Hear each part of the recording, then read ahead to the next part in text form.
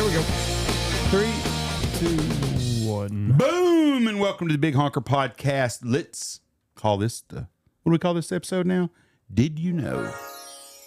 Sponsored by Mallard Bay. My timing was impeccable. Prairie Rose Outfitters in Saskatchewan, Canada. You need to check them out at mallardbay.com. They can get you hooked up with Prairie Rose Outfitters and go do a once-in-a-lifetime waterfowl hunt this fall in Canada. And that is with Mallard Bay. Okay, Andy, did you know? I'm going to start it out today. You go ahead. You start it out. Okay. Did you know which states are the most Christian states in the United States? It's going to be in the Bible Belt. This is going to sound probably not very good, but it's going to be a state. I bet if you looked it up, it's going to be a state that has a low IQ. Wow. Coming from a Christian, that sounds pretty terrible. It does. I said it was going to sound terrible. So I am going to say... So why do you say that then?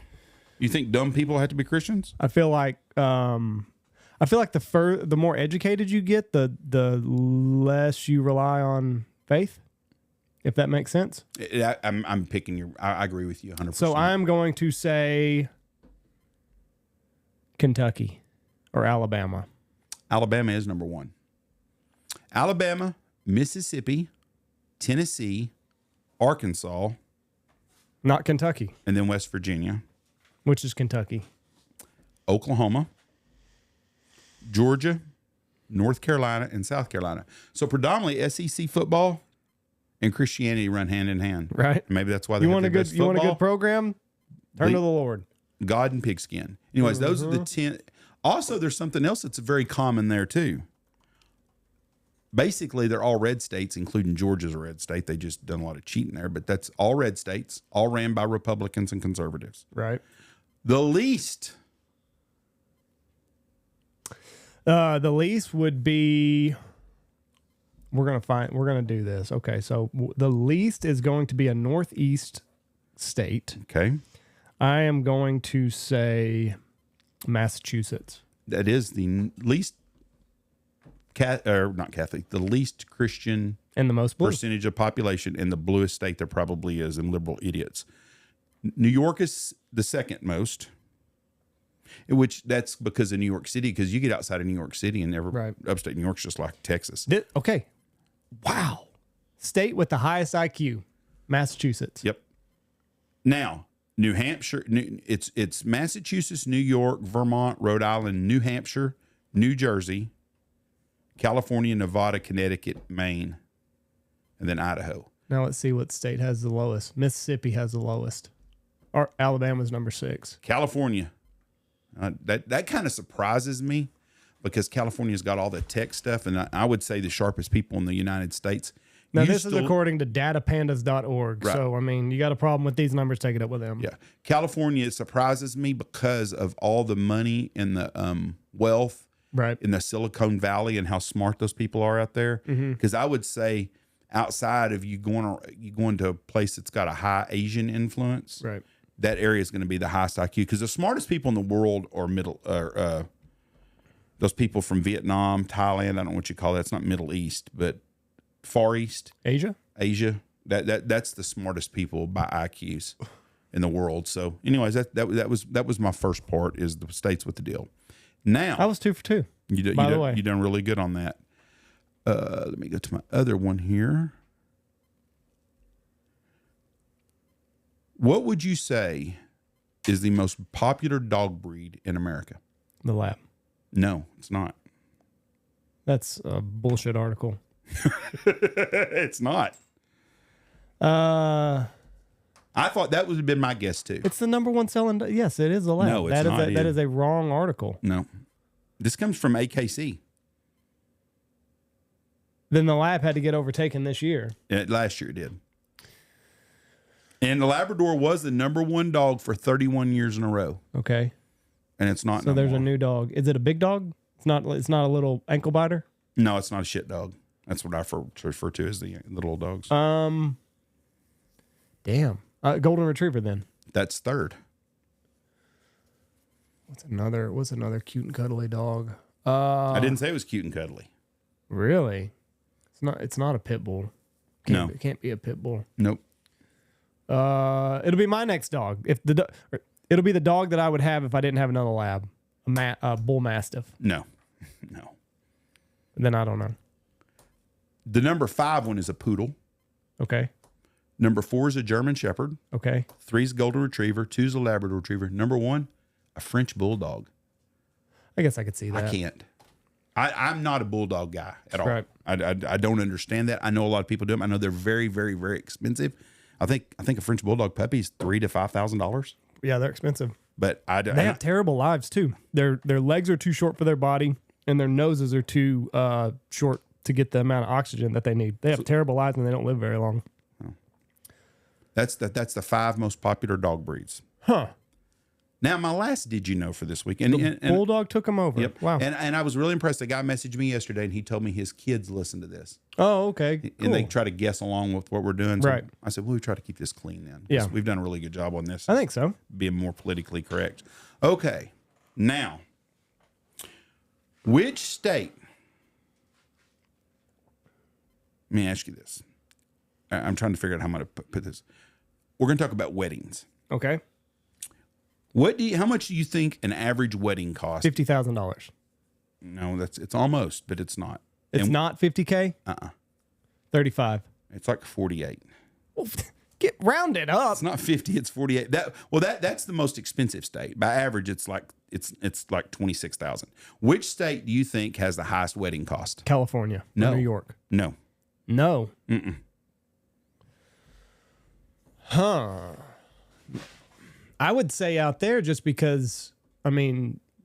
The venue, you would have figured. Right. Nope. California is not even in the top half. Massachusetts. Nope. Florida. Mm-mm. I'm out of guesses. Rhode Island. Average cost of a wedding in Rhode Island is $49,207. Washington, D.C., $47,000. Vermont, 46, New Jersey, 45, New York, 45. That's top 5. So here's my dumb question of the day. Where's Nantucket? That's in Massachusetts. Okay.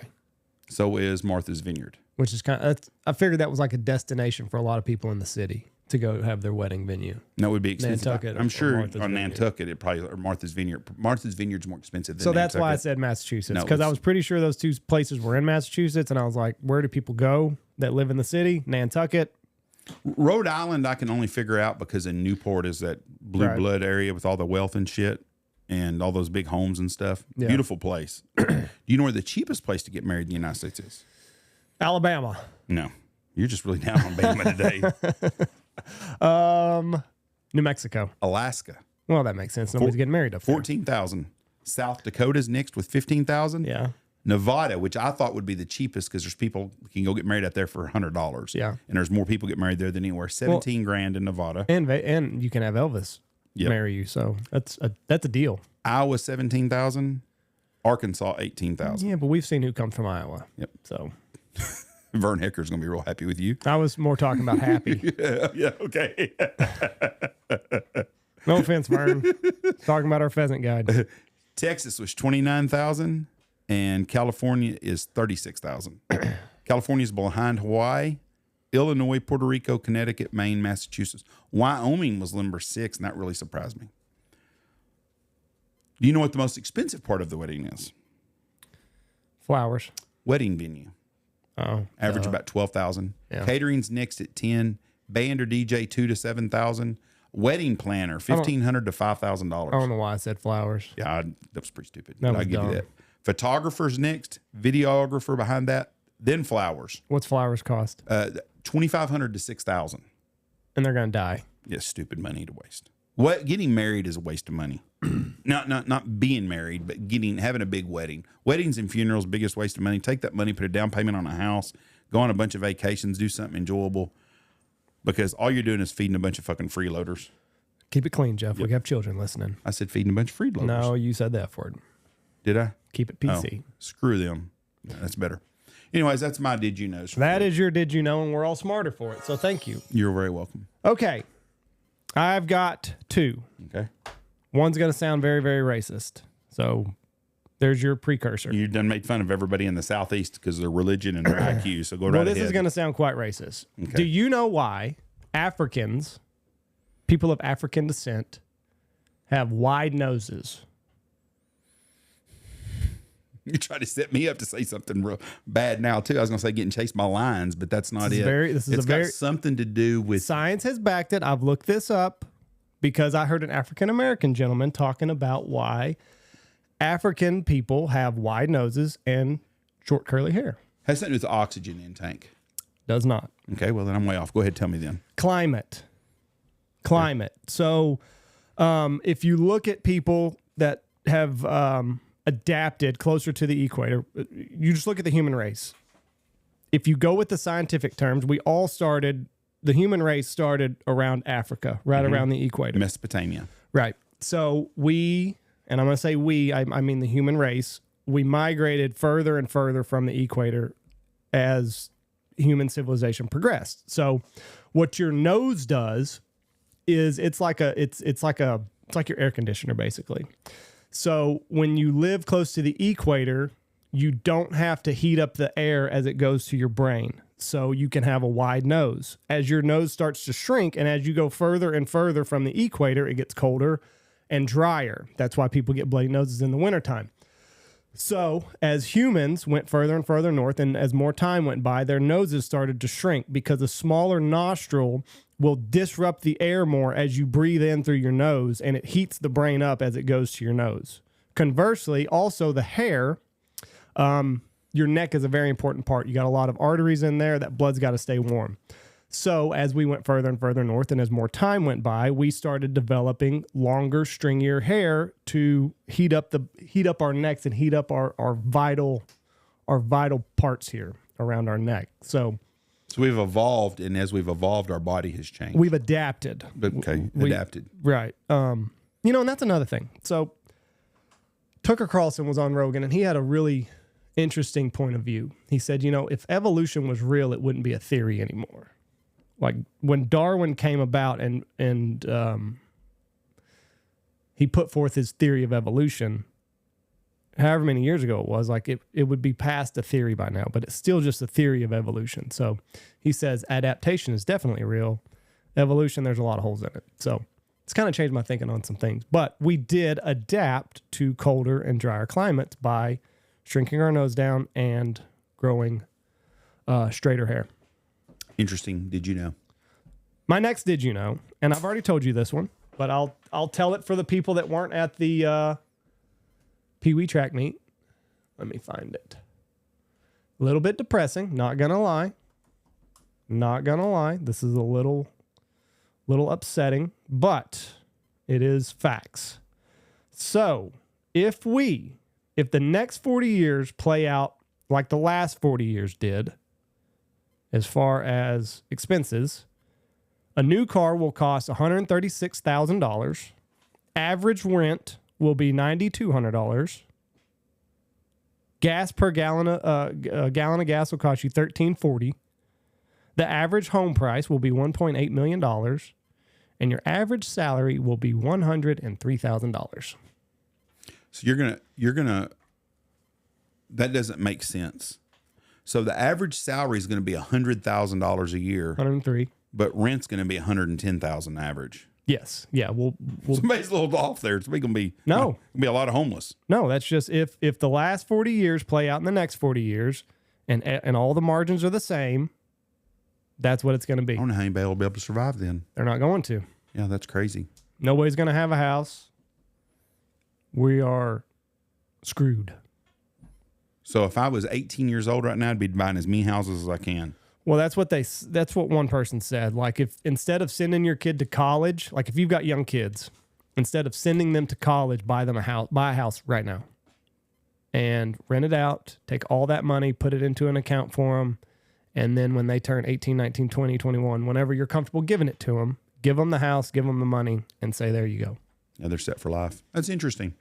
I think about that. Like if we would have bought a house in Lubbock, and I know some people that did, they had kids that had thought about tech was probably going to be their destination. So they bought a house like 4 years before their kids got out of school. rented it out, and then that's where their kids lived the whole time in college. Is this a coach from Monday? Because I know he did the same thing. No. Coach Welch did that. Did he? Mm-hmm. Byers did it. Byers did it for their kids. But that's a very smart deal. So, and I mean, I think they still have the house. Their kids I think they still got one kid in college, but I mean, when their kids get out and go do their own thing, they can still rent it out or sell it or, do whatever. But the housing prices were, I don't know what you could have got affordable a house for. then. Yeah. I mean, you can't buy it. Me and Jesse could not buy a house in Lubbock now. It's $250,000. But back then you could buy one. That's where all your money'd have to go to, though. Right. But back then you could get a nice house for $150,000 probably. Well, me and Mom would have been screwed. Why? Because you'd have finished your college degree, and then Zach would have partied for a semester or two. Payne would have lasted a semester or two, and then we'd have a house out there empty right now. You wouldn't, you'd rent it out. No, I know. So buy real estate right now, boys and girls. All right. Well, that's Did You Know by Mallard Bay. Check them out, mallardbay.com. We appreciate you very much. God bless you and have a great day. Watch for deer. Go check out Mallard Bay. You're going to be looking for another hunt or a fishing trip this summer, hunt in the fall.